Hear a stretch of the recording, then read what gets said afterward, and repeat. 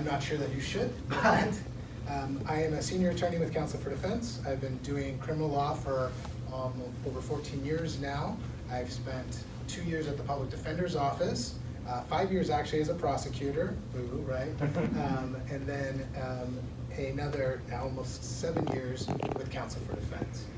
Don't do the math to add all that up because I'm not sure that's exactly right, but so for the last 14 years I've exclusively done criminal work. I am also the national trial team coach for Gonzaga's Law School, where I teach law students how to do trial and then go compete against other law schools. I think I'm probably a bad negotiator, so I've had the opportunity to have a lot of trials, which is good. The other side that I've had is to watch some really good attorneys in trial, one of whom is Kevin Griffin, that only a few of you still remember, but he is literally the best ever. I just happened to be an intern right as he started his run, and so I didn't know any better except to go to trial. So from that, I've developed this philosophy of a trial-first mentality. And we're anticipating over the next 5 additional sessions, we'll be talking about the real specifics of trial: opening, direct, cross-examination, closing, where we'll basically talk about the dynamics of those. Now, I know many of you here are experienced trial attorneys. Some of you just got a not guilty this week, it sounds like, a couple of you, so great job. I hope this is helpful. What I'm going to be talking about is what works for me, what I've found has worked in teaching it to people that have never done trial before. If you can take something from this, great. I learn best through teaching, so I'm sure I will learn something through this process, so thank you for that. But today what I want to do is this trial first mentality. And what that is the idea that you approach every case from the very beginning as if it's going to go to trial. I see pleas are a product of trial preparation. Trial is not a product of failed plea negotiations. And the best that you can do with this is start from the standpoint that this case that's in my hand will be in front of a jury within the next 60 or 90 days. That's how I start every single case. And the ability to do that or look at it that way has really revolutionized the way I feel like I've been able to practice law. It's made me a better attorney, it's made me a more effective attorney, and frankly, it's made me a happier attorney. The big thing that I look at this is,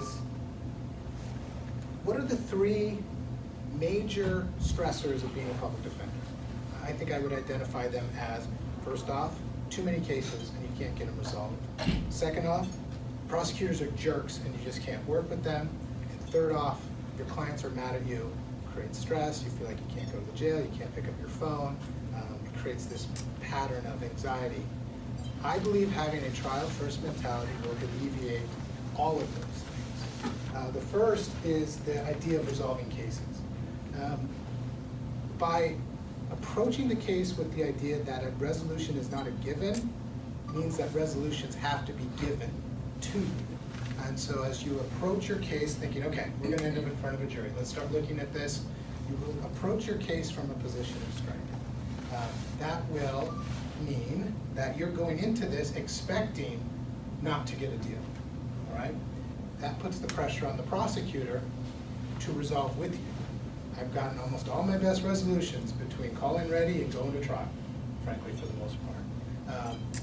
And it's just, it just shifts that dynamic where you feel you're not chasing the case, that you're out on front of it because it's not a surprise to you when you don't get a resolution, because you don't anticipate it, and they will come. Even with this mentality, you will resolve most of your cases, right? I think even us that go to trial a lot, and Colin does this, and I know I do, we're still only going to trial between 5 and 10 times a year. So most of our cases still resolve with some sort of resolution, but you don't feel like you're chasing these resolutions. And from that standpoint, cases become easier to resolve. You resolve them more quickly, and you can keep moving forward. So I think the first benefit of this trial-first mentality is that. The second, the prosecution are being jerks thing. This is a hard thing. This is a very strange and unique profession. It's one of the few professions outside of competitive sports where you have two sides going against each other with opposite goals. In sales, you're trying to sell the same thing. I want to sell a widget, you want to sell a widget, I'm going to try and sell my widget for less so you buy it, right? Here, we have a result in mind, which from the onset is to get our client out of this situation. They have a result in mind, which is to send our client for jail for the rest of their life and make them register and all sorts of other bad stuff. And we are in opposition to each other. What I have found is that creates a natural antagonism, which it makes sense, right? They're on one side, we're on the other. To us, they are the bad guy. To them, we are the bad guy, and that can create this stressful back and forth. By approaching your case from a trial-based mindset, what you are always trying is the case itself. It is not the, oh, the prosecutor's being mean and won't give me a deal. It's not, feel so bad for my client because he's actually a really nice guy and he takes care of his grandma on the weekend, and if he hadn't been arrested today, he would have had a job starting Wednesday, right? It's none of that stuff. It just becomes more about the case. And those elements play into it. Those go into things like mitigation, those go into your negotiation, but what you're stepping forward first with is, I can win this case because, and you may not actually complete that because, right? That's a trial strategy as well. Is it a self-defense thing? Then you have to. Is it the classic fuck you prove it defense? You might not say shit about what's wrong with their case until they're having to get ready for trial and you're in there. That's a trial decision, a strategic decision. It's going to cut down on the number of emails you have to send, right? I don't have to send that many emails because, I usually get the one that says, do you want to resolve with this? I usually respond no, and then we call it ready, and then we get the resolution that we ultimately do. So, you're not worrying as much. This isn't every case. Again, mitigation's still important. All these other skills we do are. This is just a shifting of the mindset where you feel like you're not putting yourself in this antagonistic relationship, because if the prosecutor doesn't want to give you a good deal, fine, you're planning to go to trial anyways. There's no skin off your back, right? You're ready to go, and they have to be ready for you. And once they have to get ready for you, they're probably going to give you a resolution that's worthwhile to everybody involved. It also creates a feeling of mutual respect. All it takes, from my perspective, is one trial with someone. One trial will revolutionize your relationship with that prosecutor, probably for the rest of your career. It doesn't happen all the time. People are people. There's always going to be antagonistic relationships or people you just can't work with. But when you meet someone at the height of our profession, which is in trial, doing what we were meant to do, why we went to law school, why we work in criminal law, you'll find a new respect for them, they'll find a new respect for you, and you'll find your ability to work with that person should be far easier. I can tell you, and again, this is just my experience, who here has a prosecutor they just feel like they can't work with? Just bugs them, annoys them, frustrates them, creates, it's always a problem. Right? And we all kind of have that person. I don't have that person. I don't have someone that I don't feel like I can work with in any way. And it's not a negative, and it could just be personal. But what I found is, most of the prosecutors I work with, I've been to trial with. Or they know I can do trial, and so it creates a level of mutual respect that creates a much better working relationship. So then you're never fighting with each other, you're only ever fighting about the case, and you're only ever fighting about what matters. So that's why a trial first mentality can help you with that little stressor. Finally, our clients. Having this mentality inspires confidence in your clients. Every single person charged with a crime wants to be championed first. Everyone, when they get charged with a crime, has the thought in their head that they should be able to win this case. Whether they truly believe they didn't do it, whether they actually didn't do it, or whether they believe they should have a way to get away from it. By the time someone's run their own case over in their mind, the first 72 hours until they get in front of a first appearance judge, they've already figured out why they should win their case. Every time I meet with the client, one of the first things out of my mouth is, I approach every case like it's going to trial. It's usually within the first few sentences. And so they feel immediately hurt. What you're going to find out is most clients don't actually want to go to trial, right? But they want you to be able to. They want you to be willing to, and they want you to convey to them that, hey, I'm gonna get you options, you can pick whichever one you want, but if the option you pick is trial, yeah, we're gonna do that, right? The flip side of this is you don't create false expectations. I'm very clear. Trial is a lose-it-all, win-it-all situation. I never quantify it by percentages. Clients want that all the time. Well, do I have a 40% chance, 50% chance? And I always say, nope, I cannot qualify it that way because you're dealing with 12 strangers that will make the most important decision in your life. And you can't quantify what they're going to do. But what I can tell you do is I'm going to do the best that I can, right? This is not a results-based business. If it was, I would have been fired a long time ago, right? I win a lot of cases. I've lost cases too, some big ones. And any attorney that's done this for a while has that client that's sitting for the rest of their lives. We have to deal with that. But it's effort-based, right? Because if you are an architect and you build a bridge and you follow directions and you use all the materials that you're supposed to, you get a beautiful bridge. And people drive across that bridge, and little children skip to school across that bridge every day and the sun is shining.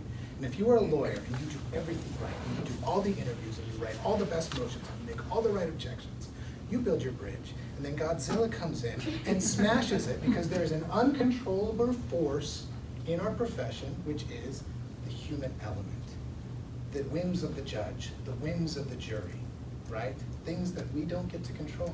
So it's an effort-based business. So don't sell your clients on, I'm the best, I'm gonna get this done. What you tell them is, yeah, I'm gonna give it all I got. I'll give her what for and we'll see what happens, right? But the ability to come out from the beginning willing to do that will revolutionize your relationship with your clients because they won't see you as the person who's just gonna dump their case. They're not gonna see you as the person that just wants them to plead guilty. They won't see you as the thing I hate the most. You guys just want me to be in trouble. You all just keep, putting me in jail. You separate yourself from those guys. Nah, I'm on your side. Let's try it, let's go, let's do it. And typically the more confident and more gung-ho you are for that, the more your clients go like, hey, well, let's talk about pleas here. You know, what was I, life in prison? Okay, what's that, unranked? That sounds cool. It changes that dynamic because then you're not, again, just like you're not chasing the pleas, just like you're not creating the adversarial relationship with the prosecutor, you aren't chasing your client's decision. You say, here's your options. And you can get them good options, but whichever one they want, we're going to go through. And that means, because we start with the idea that we're going to trial. We start from a position of strength. So that's why it helps you with that. Clients want a champion first, they want you to be reasonable second, right? And they'll come to that. I just told you as we were sitting here, we resolved a case. This client said there's no way he was pleading on a murder case. No way. Yeah, we're going to trial. We're taking it to the box, everything. Cool, let's start doing witness interviews. We did them. We get a manslaughter offer. We go up today, we got readiness on Monday. See what happens. He says, hey, that deal sounds real good. Okay, I don't have to convince him. Right? Because we gave them the options. He knew we were willing to go, and so you're not fighting each other. They're going to make the choice that works best for them. So, trial first mentality. That's why it's important. It will, I think, make your life a lot easier and a lot funner. Yes? When it comes to finding the best way to word your client the options, are you speaking about it's like, so here's your offender score, here's what you'd be facing if you were found guilty at trial. Do you want to go to trial, or do you want to wait for the state to offer us something? Or do we just with the trial mentality, so I'm going to start preparing for trial, if an offer hasn't even been presented by the state, Yeah. You can't even give them an offer at that time. So what I do in the initial consultation, and again, this is just what I learned. I saw Jay Ames do this a million times, so I have the same stupid thing where I map out, this is all you get in trouble with the government, and civil infractions are money, and misdemeanors are 364 days, and I go through, this is where we are, big picture. And I was like, all right, let's get into the specifics. So I'll go over with the offender score. I said, if you are a 1, this is where you're at. It looks like you could be a 6, this is where you're at. So we've gone over that.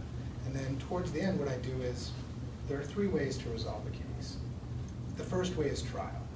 And then I usually repeat, I prepare every case with the idea it's going to trial. Trial is a lose it all, win it all sort of thing. It's a very important decision. It's a decision only you can make because you're the only one who's in your shoes. You're the only one who knows. It's a risk-benefit analysis for you. But that is the first option to resolve the case. Then I move to the second option is, you probably heard of plea negotiations. And pleas are, they may offer you length, they could offer you, look into the case, they could offer you a misdemeanor, which is why I explained the difference between misdemeanors and felonies at the beginning. They may offer you a lesser felony, depending on what theirs. So it's really going to depend on your hierarchy of needs. And when I tell people about pleading, I say it's your choice whether you take a plea or not. There's really only one reason to take a plea. It has nothing to do with whether you did it, whether you didn't do it, whether you're mad about it, whether you're justified. It has to do with, is the certainty of outcome on plea better than the uncertainty of going to trial? And that's a decision only you can make. That's how I talk about it. And so again, we're leading with trial. This is what we're going to do, but we could also do this. And the third option is alternative resolutions. Drug court, mental health court, diversion, things that may or may not be applicable in any given case. By the time we're done with this conversation, they are thinking, okay, we can go to trial.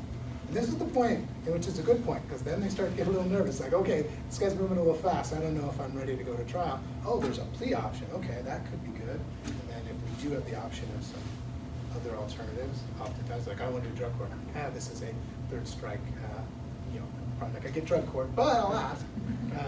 So that's how I approach it. Yes. Yep, when it comes to, sorry, you'll probably see this kind of showing up a lot. No, that's great. I tend to, and let me know if this is kind of like the wrong way to approach it, clients have a tendency to not want to waste, they don't want a lot of time to pass because of life considerations. So when it comes to like, well, how quickly do you want this to be resolved? Because if you want it resolved quickly, we can ask the state for an offer. And then you have to sort of put that intention, like, well, I don't think I'm guilty of this, but at the same time, I also don't want this to take too long because I want to move to Oregon or something like that. I don't think there's any, and first off, nothing I'm saying is the right or wrong way. It's the way I do it. It's the way that works for me. And so you all will have ways and styles and things that will work better and may work better for you. How I approach that is I always start the case looking, are we on a 60 or 90-day clock?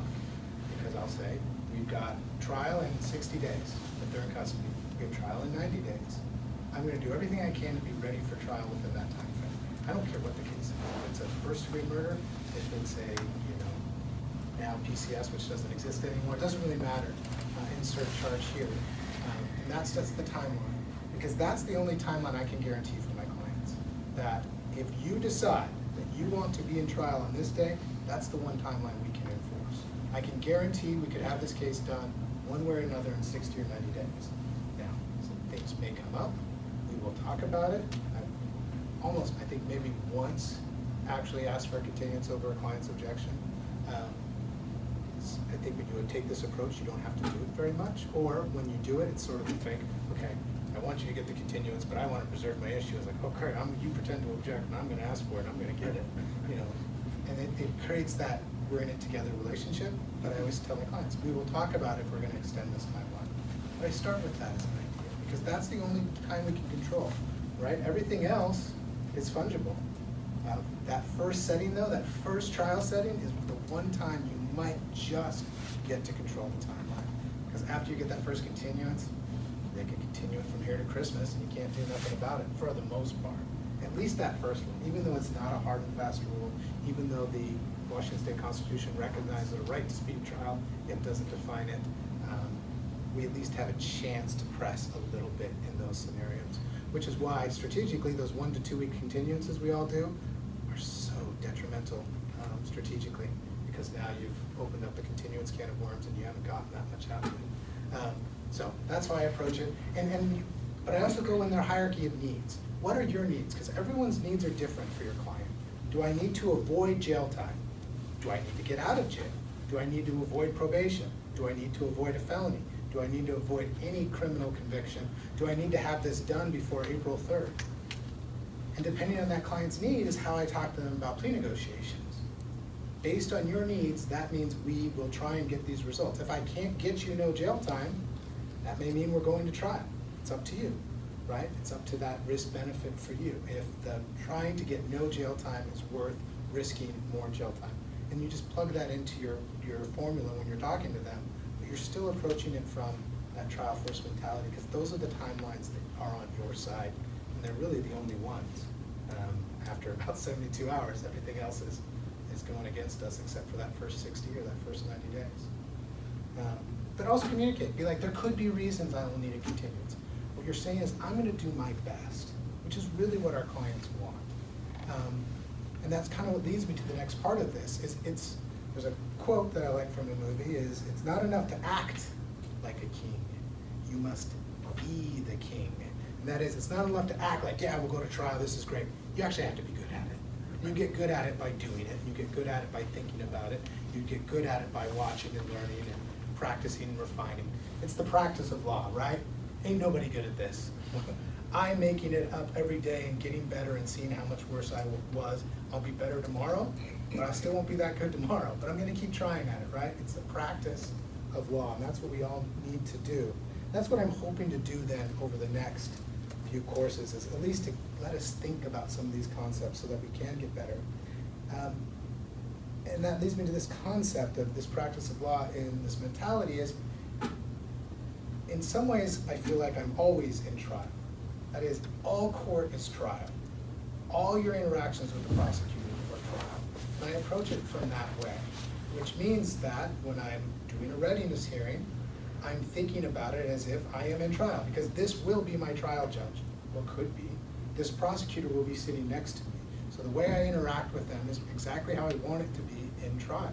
Because the number one thing jurors smell is bullshit, right? And the number two way to get good at stuff is by doing it. So part of that, for me, it just means speaking confidently, because we have to with the jury. We get to do some of our humble asides, and people that are actually good, like Kevin Griffin, who pretends he's not, people that aren't very good but pretend they are, like me, you still act confidently, you speak confidently, and you should do that in court. You should do that at your readinesses, you should do that at your first appearances. When you're covering for somebody, you're like, yes, I'm covering for Mr. Charbonneau, and you imply that you planned it out for 3 weeks, not like the 2 seconds ago when you realized he wasn't in the room. Speak confidently, and the judges respond to that, so that when you're making your objections, when you're making your arguments, it's like, oh, that's that confident guy that seems to know what he's doing. So always being in trial. Acting kindly. When you're in trial, you have to be kind, because you have 12 people staring down looking for a reason to hate you. So when your opposition drops their pen, you better be the first one to pick it up. They don't know how to use the PowerPoint slide, you're leaning over and be like, let me help you out here.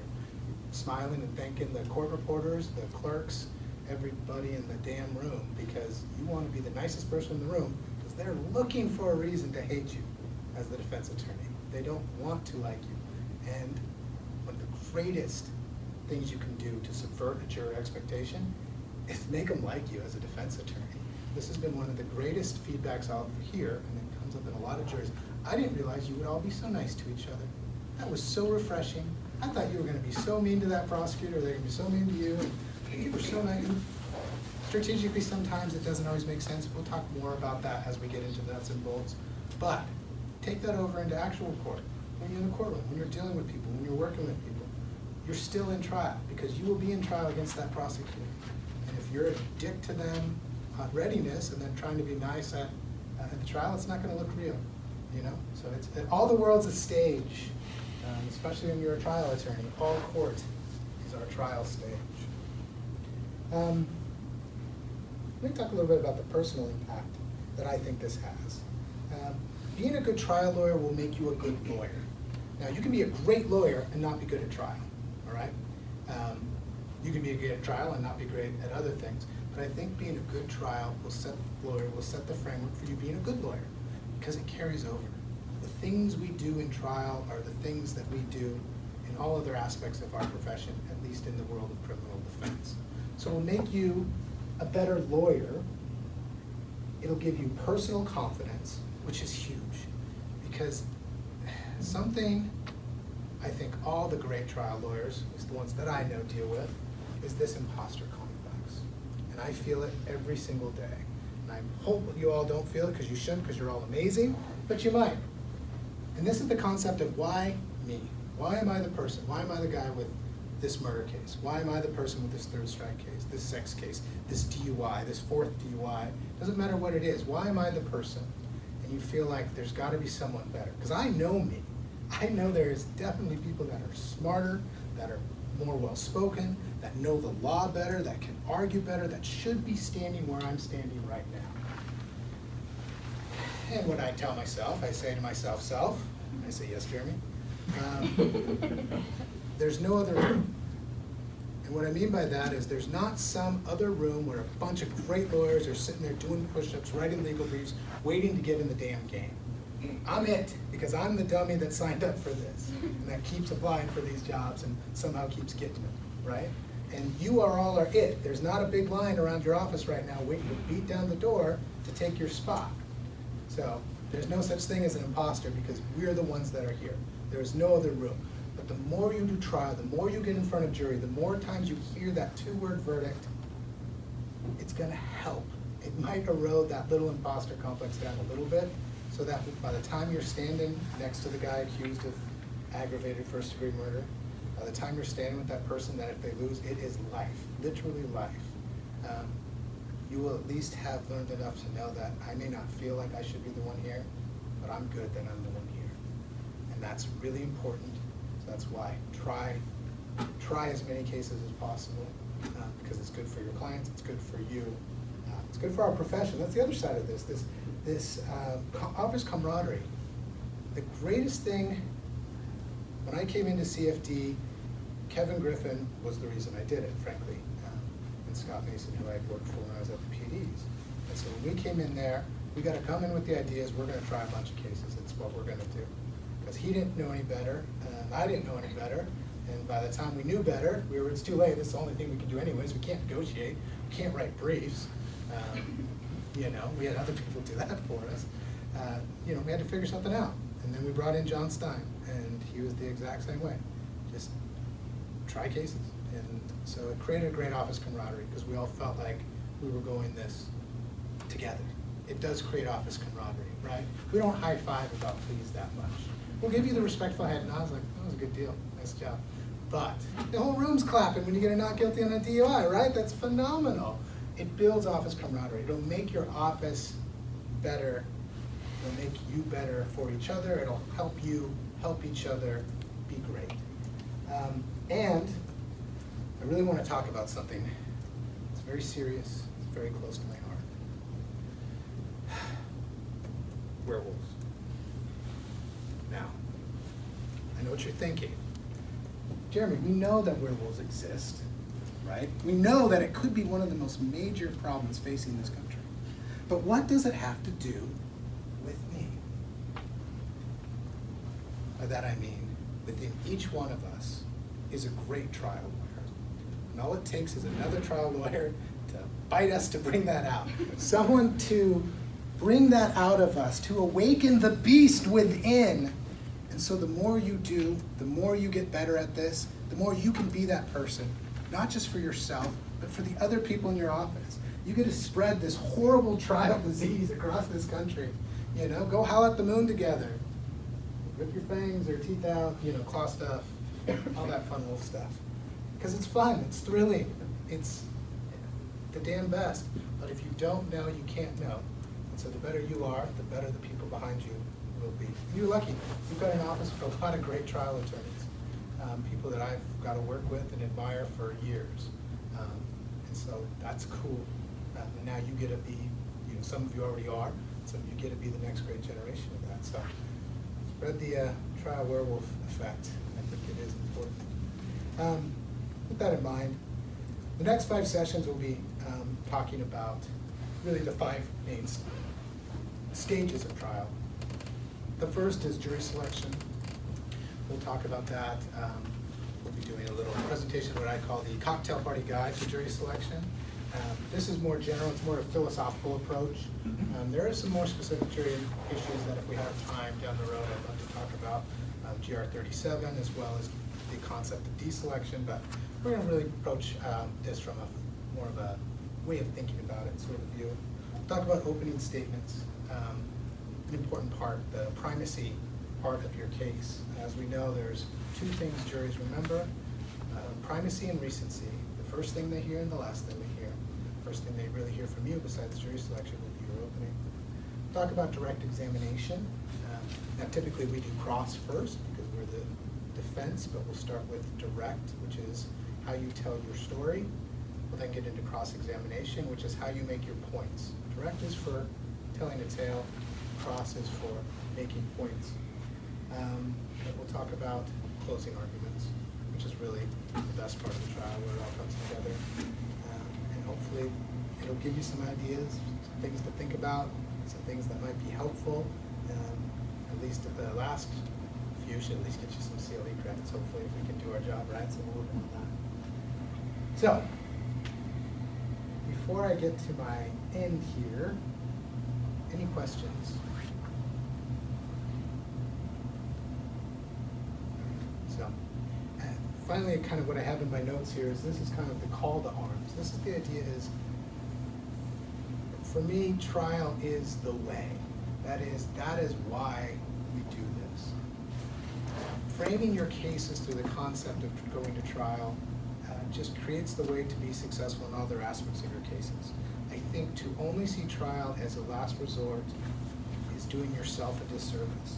Not only that, it's your duty to your client to be effective, right? And I think what I hope is that when we're done with this, you'll be more than just effective. And again, most of you already are. I'm probably not telling you things you don't know, but hopefully this can help out in a way of thinking about that. Maybe it's just a good way for me to get to stand up here and chat, and I learned shit through chatting, so I feel great. The CLE has been well worth it for me. I don't know about the rest of you, but it is your duty. It's your duty to be good at this. This is our job, right? We're not plea attorneys. We're trial attorneys, right? Plea attorney doesn't sound cool at cocktail parties. Finally, trial's fun. Trial is the only time I feel like in this job that we don't really have to work. You don't have to answer your phone, you don't have to go to the jail, you don't have to write a brief for the most part. You get to sit there and do what you love, which is to be in the wonderful arena of the US justice system, right? To get up in front of an audience that literally cannot leave until you're done talking. To be creative, to try and be interesting, to make up stuff like about werewolves and other stuff that may not hit, but god damn it, you tried. And to be the voice for your client. Someone who no one has probably ever stood up for their entire life. Someone who has probably never been listened to in their entire life. And you're saying, I'm gonna sit next to you. Not only am I gonna sit next to you, I'm gonna speak for you. Not for you by as in your words, but for you as for your benefit. It's a great thing. This is why we became lawyers, right? And so enjoy it. It's fun. The more chances you get to do it, the more fun it gets. Unless it feels like work, because it ain't. It's just a great time. So I think that's all I have. I don't know what time it is. Yeah, let's call it an hour. Question? Okay, I do have this one question. Yes. So when you're usually talking to them, obviously, before you even get an offer from the prosecutor. So do you ask for witness interviews right away? Not always. It depends. I mean, depending on if they're like, I don't know what I want to do. Yeah. Because, a lot of prosecutors are like, well, if you ask for witness interviews and there's no offers, then Yeah. So you just go for it with witness interviews. And if they offer something, you say, okay, here's the offer. If you don't take it, then we're going to go to trial. And that's kind of what I like to approach it. I've never had an issue with sending witness interviews and not getting an offer. I've never had an issue with calling ready and not getting an offer. Now, again, this is my experience. I am not saying that this is how it's always going to go. The first meeting with the client, usually we don't have an offer because we're doing it, if they're in custody, we're doing it probably before they're arraigned or just thereafter. If they're out of custody, it may be farther down the line. Some of those timelines may not be as practicable. So it just kind of depends on where it is in the process. I will talk to the prosecutor and just say, hey, what are you thinking? I'll get an offer. I'm not necessarily just first conversation, set my witness interviews. I'll get the offer and then I'll talk to the client about it, but we're not, for me, it's more of a you and your client's position where we're not stressed about getting this offer. We're not stressed about, we will get it, we'll convey it, we will counter it, take part in the normal negotiation stuff. But you're ready set winners interviews, you know, and as soon as it looks like your client's not going to take the offer, yeah, you get them set and you get it going. So it is case by case still, so I don't have a standard thing for that. And usually though, you know with your client, you know which ones are like, we have to have this done in 60 days. And you do it. I got a client yesterday, we got readiness on Monday, we're going to trial on the 28th. I know that that's what they want to do, and we're just going to do it. So for that one, yeah, it was, the first conversation was, but we knew the offer because he came over on conflict. We knew he wasn't going to take it. It was a good offer, so your guys' office did an awesome job, but he just didn't want to take it. So it's like, yeah, now we're setting up witness interviews. Or that one I'm not so worried because the witnesses are in the wind, so sometimes we try and do it ourselves, but it's still situational. A lot of your clients are going to say, I don't want to go in 60 days, and they'll know that right away. They'll say, let's put it out. But I like to be the person who, yeah, I can do that, but I can also be ready, you know, and then it kind of goes on them. So it is situational. I have no issue with just saying, you know, especially if you talk to the client, no, we're going to the box, we're going to the box. Sure, all right, let's do it. We have a bunch of interviews set up and we'll go. So, other questions? Yeah, Carol. So if you're doing all your trial prep and you're totally oriented for trial and your case, just the prosecutor has everything that they could possibly want and you have nothing. You know, you talked about an arena and they've got like a sword and plate mail and a flamethrower and you've got a stick. Like, what? Be really good with that stick. I mean, and it's a good point, right? Because a lot of our cases aren't good cases. I'm not saying every case is a dead bang winner on paper, but every case is winnable. So if your client's position is, I want to go to trial, you tell them, these are the issues we have. These are the likely outcomes. It's likely that you could be convicted of this, this, and this is what will happen, right? You're clear with them. There's no bravado with this. There's no trying to pressure your client. But if the client's like, I want to go to trial, great, because every case has a defense, even if it's, can't prove it, even if it's, let's see if they screw up their jury instructions, right? Something can happen. So there's no case that doesn't have a defense. Some of them might not be very good. And you can tell your client, listen, I think we have a big issue here, but as long as you understand that, this is what our theory is. And our theory is maybe, you know, all bounce our way. I tell clients all the time, I don't take cases to trial thinking the witnesses aren't going to show up. I assume the witnesses are going to show up. I'm assuming they're going to testify consistent with either the reports or our interviews or both. And so don't set it thinking that. Just understand that we're going in this with the idea that we're going to have to defend this case. That's where I think some of the stress gets taken off, though. Because you could stress all day, the state's got such a great case, my client won't take a deal, and what do I do? And you stay up all night staring into the moonlight. As the curtains blow around you, the screen fades to black and white, and Kale's just sitting there, staring into the darkness. Please, what should I do? Angst! You gotta get rid of all that, because you've done your part. You will be ready for trial, and your client will be happy because you're going to trial.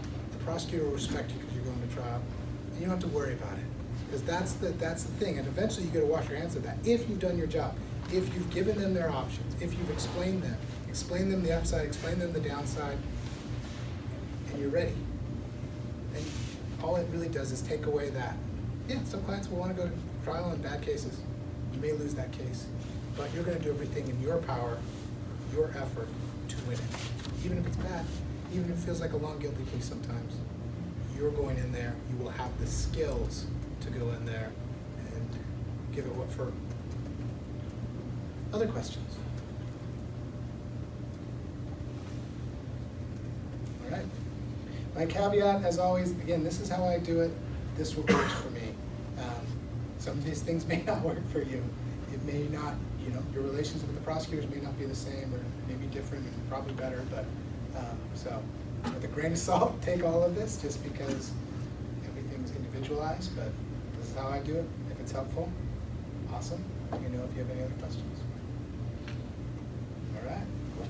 I don't think we're meeting next Friday because I am out, but I think the following Friday we are. And we'll start with jury selection.